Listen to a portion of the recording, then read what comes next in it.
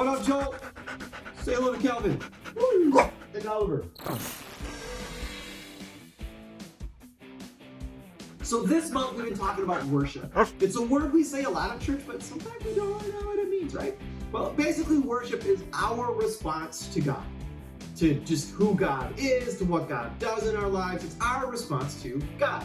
And today I want to read a little bit out of the book of Hebrews. Now, Hebrews is a book that was written after Jesus. It's in the New Testament. So after Jesus did his thing, went back up in heaven, and the early church leaders were trying to figure out, what do we do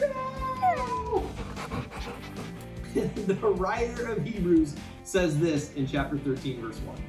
Keep on loving each other. Love each other. Just love each other. Keep on loving each other. It's like the best way to worship God is to love people, because what does God love? People. So our response to who God is to love the same people that God loves, which is everybody. Which isn't easy, right? Because have you met people? I mean, have you met people? Right? The more people I meet, the more I like dogs. Because you guys are great.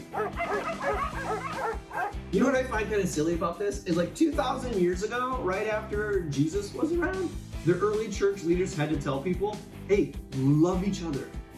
It seems like they would have got that, right? But they needed to hear it.